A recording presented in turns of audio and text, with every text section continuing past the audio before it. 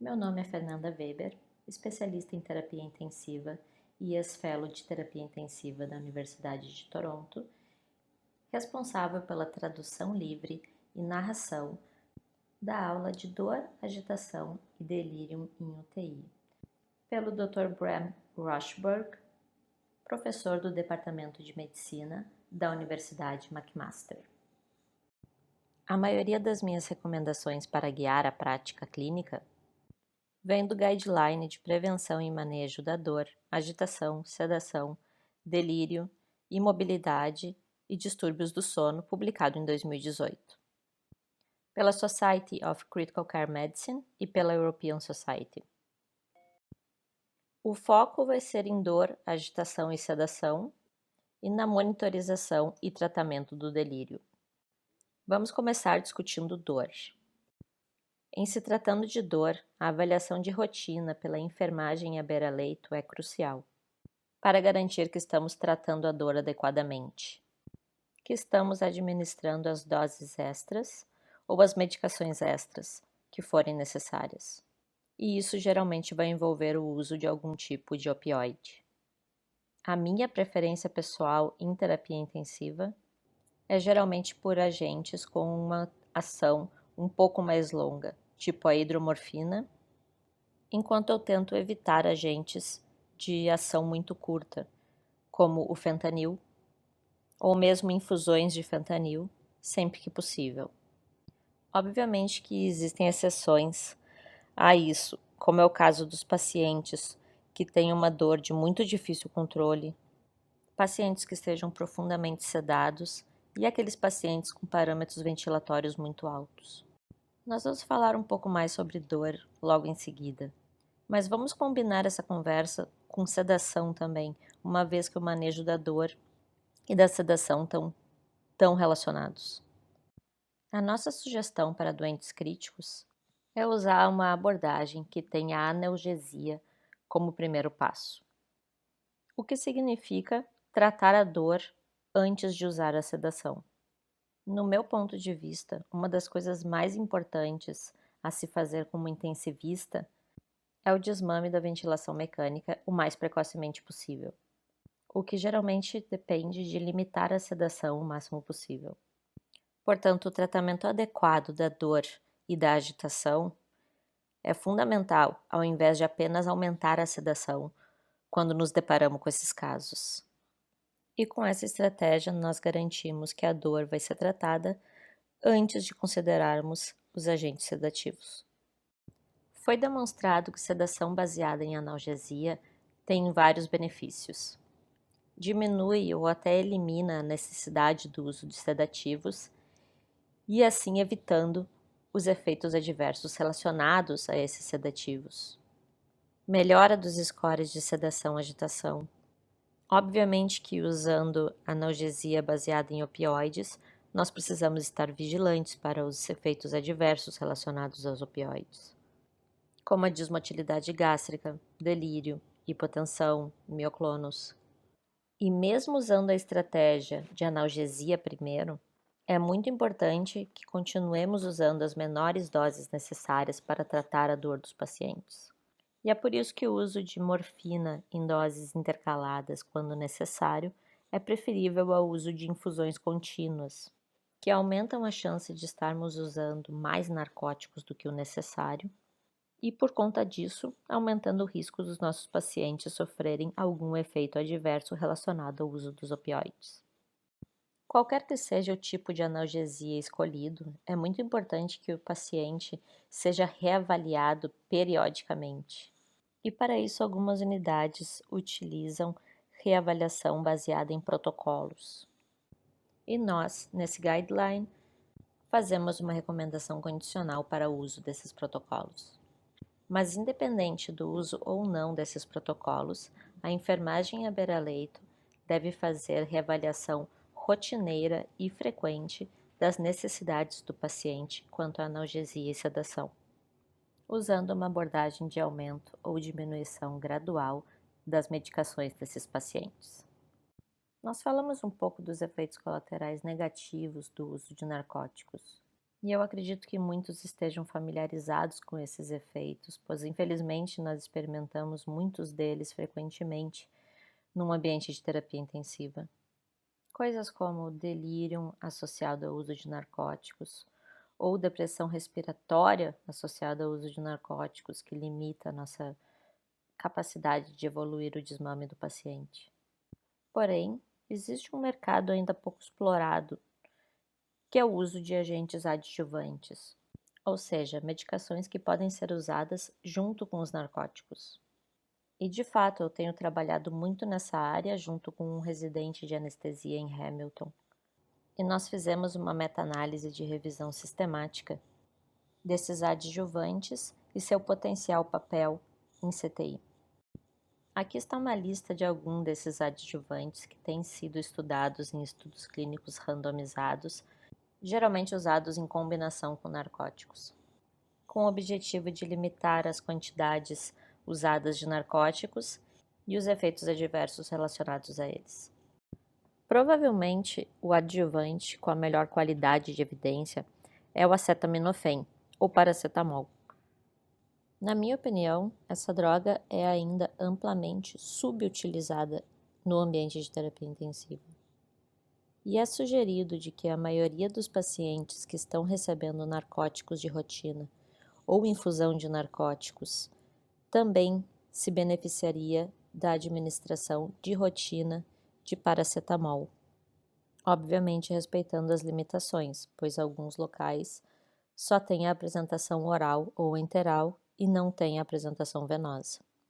Mas de qualquer forma, eu sou completamente a favor do uso rotineiro de paracetamol em pacientes de CTI, desde que não existam contraindicações para o seu uso. Existe um aumento do reconhecimento do uso da cetamina ou ketamina como agente sedativo em pacientes críticos. E também está se investigando o uso de ketamina em doses baixas, intravenoso, como adjuvante no controle da dor. Na verdade, já existem alguns dados sobre essa questão, principalmente em pacientes de pós-operatório, em pacientes cirúrgicos. E esses trials apontam para um potencial benefício, apesar das limitações. Portanto, nesse guideline, nós fazemos uma recomendação condicional baseada em evidência de qualidade muito baixa, de ketamina em doses baixas, como adjuvante ao uso de opioides, principalmente em pacientes em pós-operatório. Na minha opinião, existe um aumento do uso da ketamina como agente sedativo, talvez em substituição ao agente mais comumente usado, que é o propofol. E alguns desses dados preliminares sugerem que possa haver um efeito sinérgico da ketamina para a sedação, mas também para tratamento da dor. E, portanto, nós temos visto o seu uso sendo empregado em pacientes pediátricos com dor crônica e até alguns pacientes adultos com dor crônica. Portanto, o papel da ketamina no tratamento da dor está relativamente bem estabelecido, mesmo em pacientes fora do ambiente de terapia intensiva. Também com potencial de adjuvantes no tratamento da dor, mas no momento subutilizados, são as medicações para dor neuropática. Medicações como gabapentina, carbamazepina e pregabalina podem ser usadas como adjuvantes em pacientes que estão recebendo altas doses de narcóticos. Os dados até agora, assim como para a ketamina, são basicamente em pacientes de pós-operatório. E, portanto, a nossa recomendação é direcionada aos pacientes num pós-operatório de cirurgia cardíaca. Mas na minha prática, eu tenho estendido o uso dessas medicações a outros pacientes. E com certeza eu acho que existe aqui uma oportunidade para pesquisas futuras nos próximos anos. Vamos falar um pouco mais sobre sedação. Eu comentei anteriormente que uma das coisas mais importantes que nós podemos fazer como intensivistas é o desmame da ventilação dos nossos pacientes. E isso é válido para todas as formas de insuficiência respiratória, sejam elas pneumonia viral, pneumonia bacteriana ou qualquer outra causa. E para conseguir isso, nós geralmente precisamos de testes de respiração espontânea. E nós temos dados mostrando que os pacientes têm maiores chances de passar nesses testes de respiração espontânea quando eles estão mais acordados. E isso faz sentido, pois pacientes mais sonolentos geralmente têm o seu volume minuto bem diminuído quando nós tentamos eles em modos de ventilação espontânea. Tem tido muita investigação sobre isso, incluindo uma publicação do New England de alguns meses atrás, avaliando sedação leve contra sedação profunda nos pacientes críticos. E acho que todos concordam que usar o mínimo possível de sedação em pacientes em ventilação mecânica é a melhor abordagem. Eu sei inclusive que alguns centros já estão evitando o uso de infusão de sedativos o máximo possível, para tentar maximizar ter seus pacientes acordados no leito e interagindo com o ambiente. E eu não tenho dúvida de que isso ajuda a diminuir o tempo necessário de ventilação mecânica. Mas, como em tudo, existem exceção a essas regras, assim como os pacientes com SARA grave, com problemas de complacência pulmonar e hipóxia, ou mesmo hipercapnia, pois esses podem necessitar de sedação profunda para melhorar a sincronia com o ventilador e permitir pressões de platô mais baixas. Alguns desses pacientes vão inclusive necessitar de relaxantes musculares para parálise, e nesses casos a sedação profunda é obrigatória. Mas esses são uma minoria, e na grande maioria dos pacientes de CTI, você pode se perguntar diariamente se é possível diminuir a sedação desse paciente. E se não for possível, qual a razão para isso? E sempre que não houver um motivo, todos os pacientes devem ter um teste de diminuir ou inclusive desligar a sedação todos os dias. Em termos de como o desmame da sedação deve ser realizado, existem vários estudos sobre isso. O maior de todos, realizado em Toronto, examinaram o papel da interrupção diária da sedação em todos os pacientes mecanicamente ventilados, a não ser que existissem contraindicações para isso. Então, todas as infusões de sedativo eram desligadas ao menos uma vez por dia, e se o paciente acordasse bem e calmo e passasse no teste de respiração espontânea, uma avaliação de se o paciente seria ou não candidato à extubação seria realizada. Se o paciente fosse considerado inapto para extubação, então se analisaria a necessidade de retornar com alguma sedação. E embora a maioria dos estudos, incluindo esse Sleeping Trial, mostraram benefícios com essa abordagem, alguns estudos mostraram aumento da carga de trabalho para a enfermagem à beira-leito, pois seria necessário ressedar rapidamente os pacientes que não acordavam bem. Uma abordagem alternativa vai mais de encontro com o que discutimos há pouco, que é uma tentativa agressiva, diária, de tentar diminuir a sedação até que, enfim, possa ser possível pará-la completamente. Eu acho que ambos manejos são razoáveis, tanto a interrupção diária da sedação, quanto o desmame agressivo da sedação diário. E isso aparece na nossa recomendação. O importante é que pelo menos uma dessas duas estratégias seja escolhida e realizada, ao invés de simplesmente deixar os pacientes com altos níveis de sedação por períodos prolongados de tempo. É lógico que, em termos de cuidado, é muito mais fácil deixar o paciente profundamente sedado.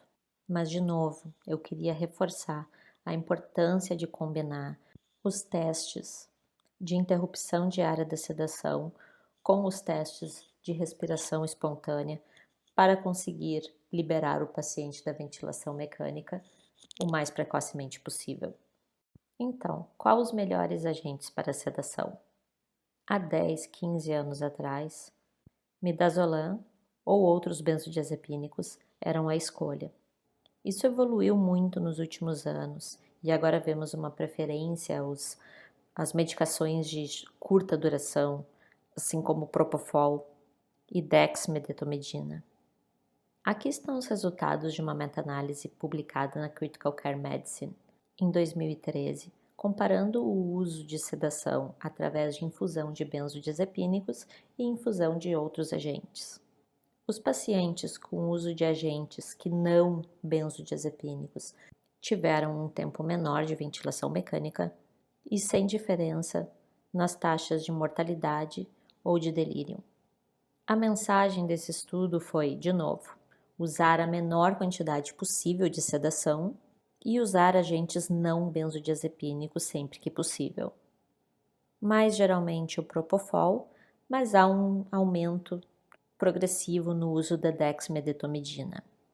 Embora haja considerações sobre o seu alto custo e questionável eficácia quando comparada a outros agentes, ela possa ser reservada para situações selecionadas, dependendo da sua disponibilidade dentro das unidades. Parece que pacientes mais idosos ou em abstinência de intoxicações podem ser os melhores pacientes para uma tentativa de dexmedetomidina, se a disponibilidade na unidade permitir, de acordo com esse estudo. Portanto, com base nisso tudo, a nossa recomendação é usar tanto o propofol como o dexmedetomidina ao invés de benzodiazepínicos, quando sedação for realmente necessário. Em seguida, vamos discutir brevemente delírio. Várias medicações foram estudadas quanto ao seu papel na prevenção de delírio, principalmente para pacientes que têm alto risco. Todos nós entendemos o impacto significativo do delírio no tempo de permanência em CTI e no aumento do risco de complicações, e reconhecemos a necessidade de preveni-lo.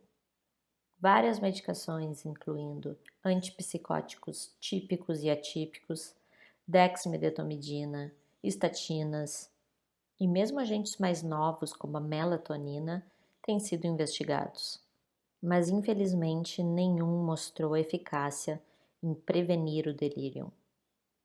Tanto a prevenção do delírio como o seu tratamento, infelizmente, ainda são mais baseados em medidas não farmacológicas de rotina, como a preservação da estrutura do sono, através da limitação das luzes e dos barulhos noturnos, que pode ser ajudado com o uso de plugs auriculares e de protetores para os olhos. Orientação constante dos pacientes quanto ao horário do dia e qual dia da semana e do mês, garantindo que os pacientes usem seus óculos e aparelhos de surdez sempre que possível, e limitação da polifarmácia.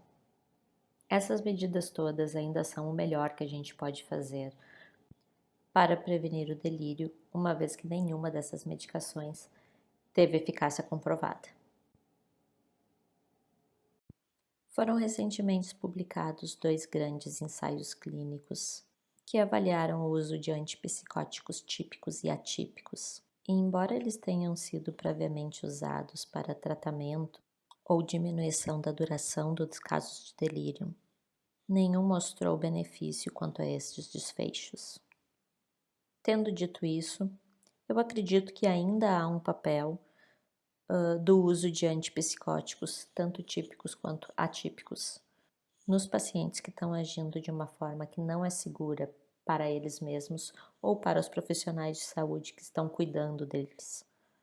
Portanto, eu acho que essa é a única situação onde nós ainda devemos considerar o uso de antipsicóticos, que é quando o paciente está apresentando risco para ele mesmo ou para a equipe, como por exemplo o uso de haloperidol subcutâneo ou intravenoso, apenas alguns miligramas a cada 4 ou 6 horas.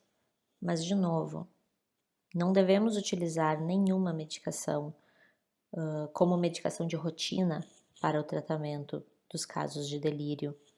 O tratamento do delírio deve realmente ser baseado nas medidas não farmacológicas e no tratamento da causa de base do delírio. Nós achamos um pequeno estudo clínico randomizado com 71 pacientes, avaliando a eficácia da dexmedetomidina no tratamento de delírio. que mostrou um aumento significativo das horas livres de ventilação naqueles pacientes randomizados para receber a dexmedetomidina. Embora existam limitações no desenho do estudo que impedem que possamos fazer conclusões generalizadas. Portanto, nós fazemos a recomendação de que dexmedetomidina pode ser usada no tratamento de delírio, especificamente em adultos idosos, que foi a população analisada nesse estudo, nos casos em que a agitação está impedindo o desmame de ventilação ou extubação. E é assim que nós usamos dexmedetomidina, na maioria das vezes, nas minhas unidades. Por exemplo, nos casos que tentamos outras drogas sedativas, como o propofol, e continuamos com problema de segurança na hora da avaliação dos pacientes para extubação, nesses casos nós tendemos a considerar a dexmedetomidina como uma droga de segunda linha para ajudar na extubação, ao invés de considerá-la droga de primeira linha.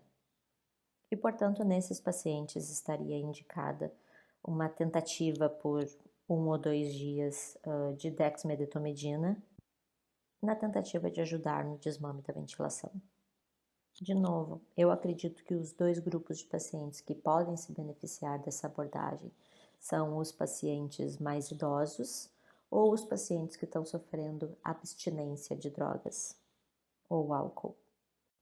O bundle do ABCDEF ressalta esses conceitos que nós estivemos falando até aqui. Avalie, previna e trate a dor antes de considerar qualquer tipo de sedação. Coordene os testes de despertar diário com os testes de respiração espontânea diários. Às vezes, mesmo nas minhas unidades, os testes de respiração espontânea não são feitos rotineiramente todos os dias, mas eles devem ser feitos para todos os pacientes que estão em modo de ventilação espontânea. E talvez, ao invés de realizar esses testes apenas uma vez por dia, exista oportunidade de reavaliação e realização desses testes também em outros momentos. E, na verdade, alguns estudos clínicos randomizados estão avaliando isso agora mesmo, pois pode ser que o paciente esteja sendo submetido ao teste de respiração espontânea de manhã e, na verdade, na hora do round, ao avaliar esse paciente, o time decida dar diuréticos para o paciente, diminuir a sedação, fazer uma série de medidas que vai melhorar a performance desse paciente e talvez deixá-lo mais próximo a um ponto de ser extubado. E, portanto, esses pacientes podem ser reavaliados ao redor da hora do almoço ou no início da tarde, para ver se agora eles são capazes de passar num teste de respiração espontânea. Portanto, se nós queremos aumentar as chances dos pacientes de serem extubados, a melhor coisa a fazer é coordenar o momento da parada da sedação com o teste respiratório espontâneo. Essa estratégia também está descrita num documento do CDC chamado Acorde e Respire, que salienta a importância de combinar os testes de despertar com os testes de respiração espontânea. Além disso, seja muito cuidadoso na sua escolha para analgésicos e sedativos. Tente minimizar as medicações e doses sempre que possível. Tente diminuir o uso de benzodiazepínicos ao máximo. Provavelmente essas são as medidas mais importantes. Também avalie, previna e trate o delírio de forma não farmacológica na maioria das vezes. E aqui eu acho que a gente deveria dar mais importância para as medidas de reorientação do paciente, respeitar os ciclos de sono e vigília, diminuir ao máximo os exames diagnósticos feitos de noite, tentar diminuir os barulhos e as luzes próximo ao leito do paciente durante o período da noite, e mesmo evitar a checagem de sinais vitais nos pacientes que estão mais estáveis durante o sono.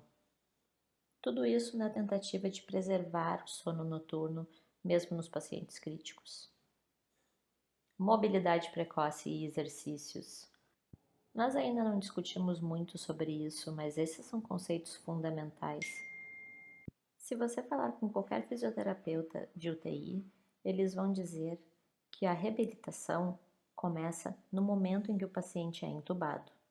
Nós estamos procurando novas formas de usar o cicloergômetro de leito para os pacientes em ventilação mecânica, mas com certeza a reabilitação deve começar imediatamente, mesmo enquanto os pacientes ainda estão em estado muito crítico. E o envolvimento e empoderamento da família pode ser difícil nessas épocas de pandemia, enquanto as visitas estão sendo limitadas. Mas nós estamos sempre procurando por novas formas de contactar a família, seja através de ligações telefônicas, chamadas de vídeo. Todas essas formas são muito importantes.